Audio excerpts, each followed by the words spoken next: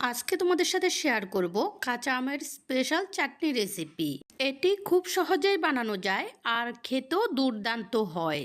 যে কোনো খাবারের সাথেই এই চাটনিটা থাকলে খাবারটা জাস্ট জমে যাবে। বিশেষ করে পোলাও, মাংস, বিরিয়ানি এই ধরনের খাবারের সাথে বেশি মজা লাগে। আর রেসিপিটিতে থাকবে কিছু সিক্রেট টিপস, তাই স্কিপ না করে পুরো ভিডিওটির সাথেই থাকো। তো ফ্রেন্ডস, আমি তৃপ্তি আর তোমরা দেখছো তৃপ্তির রসুই ঘর। তাহলে চলো আর দেরি না করে রান্নাটা শুরু করে দেই। প্রথমেই দেখো, এখানে আমি 2 কেজি পরিমাণ আম চামড়াগুলো ছিলে ফেলে দিয়ে এরকম বড় বড় করে টুকরা করে নিয়েছি। আর বড়াগুলোও এভাবে নিয়ে নিয়েছি, কারণ চাটনিতে বড়াগুলো খেতে বেশি মজা লাগে। এই আমগুলো তোমরা চাইলে যে কোনো সাইজে কেটে দিতে পারো, কিন্তু একটু বড় করে কেটে দিলেই ভালো, কারণ এগুলো সেদ্ধ হয়ে যাওয়ার পর কিছুটা গলে যাবে। এখন এগুলোকে রেখে দিয়ে চুলায় একটি কড়াই বসিয়ে দিব। আর কড়াইয়ে দিয়ে দিব 1 টেবিল চামচ মতো সরিষার তেল। চাটনিতে সরিষার তেলটা দিলে ভালো লাগে। আর তোমরা চাইলে তেলটা বাড়িয়ে দিয়েও রান্না করতে পারো, কিন্তু আমি এটি অল্প তেলেই রান্না করব। তেলটা ভালোভাবে গরম হয়ে যাওয়ার পর এখানে 3টি শুকনা মরিচ ছিঁড়ে এরকম 2 টুকরা করে দিয়ে দিব। এরপর মরিচগুলোকে হালকাভাবে ভেজে এখানে একটি তেজপাতা ছিঁড়ে দিয়ে দিব। আর দিয়ে দিব 1 চা চামচ মতো মিষ্টি জিরা। এখন এগুলোকে লাল লাল করে ভেজে নিব।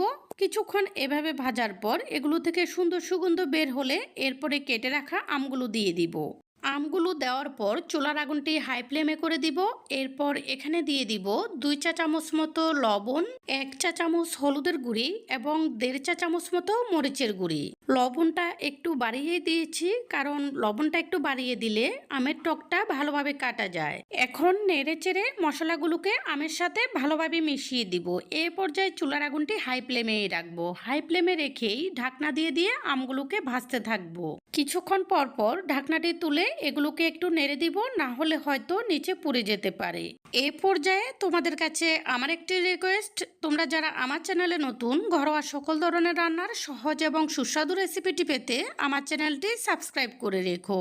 আর যারা আগেই সাবস্ক্রাইব করে রেখেছো তাদের জন্য অনেক ভালোবাসা। এভাবে কিছুক্ষণ ভাজার পর দেখবে আম থেকে কিছুটা জল ছেড়ে দিয়েছে। এখানে এখন আমি কিছুটা জল দিয়ে দিব এই আমগুলোকে সেদ্ধ করার জন্য। জলটা দেওয়ার পর এগুলোকে একটু নেড়ে মিশিয়ে দিয়ে এরপর ঢাকনা দিয়ে দিব। ঢাকনা দিয়ে ভালোভাবে ফুটে উঠলে 20 মিনিট মতো এভাবে বসিয়ে রাখবো চুলার আগুন ডিম করে। 20 মিনিট পর ঢাকনাটি তুলে নিয়েছি। দেখো আমগুলো খুব সুন্দরভাবে সেদ্ধ হয়ে গেছে। এখন এগুলোকে হালকাভাবে একটু নেড়ে দিব। এরপর এখানে দিয়ে দিব 2 কাপ পরিমাণ চিনি।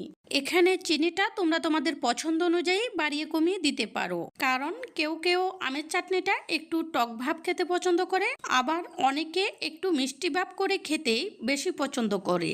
এখন চুলার আগুনটি হাই ফ্লেমে রেখেই এগুলোকে ভালোভাবে ফুটাতে থাকবো, চাটনির ঘনত্বটা যাতে আরো একটু বেড়ে যায়। তোমরা তোমাদের পছন্দ অনুযায়ী ঘনত্বে এগুলোকে নামিয়ে নিতে পারো। এখানে আমি এক্সট্রা কোনো মশলা ব্যবহার করিনি, কারণ এইভাবে চাটনিটা অনেক মজার হয়। আর তোমরা যদি চাও এখানে উপরে কিছু পাপরিকা ছড়িয়ে দিতে পারো, এতে করে এর স্বাদটা আরো একটু বেড়ে যাবে। এই চাটনিটা সম্পূর্ণ তৈরি হয়ে গেছে। এখন আমি চুলার আগুনটি নিভিয়ে দিয়েছি। এটি ঠান্ডা হলে পরিবেশনের জন্য সম্পূর্ণ প্রস্তুত হবে। আর এই চাটনিটা ডিপ ফ্রিজে রেখে তোমরা 1 বছর মতো সংগ্রহ করে প্রয়োজন অনুযায়ী সময়ে বের করে খেতে পারবে। কাঁচা আমের এই চাটনিটা খেতে যে কতটা মজার হয় তোমরা ট্রাই করে দেখলেই বুঝতে পারবে। যদি রেসিপিটি তোমাদের পছন্দ হয়ে থাকে অবশ্যই লাইক, কমেন্ট এবং সাবস্ক্রাইব করে সাপোর্ট করবে আরও নতুন নতুন রেসিপি উপহার পাওয়ার জন্য। এই বলে আজকের মতো এখানেই বিদায় নিচ্ছি। পরবর্তীতে চলে আসবো নতুন কোনো রেসিপি নিয়ে। সেই পর্যন্ত সবাই ভালো থেকো।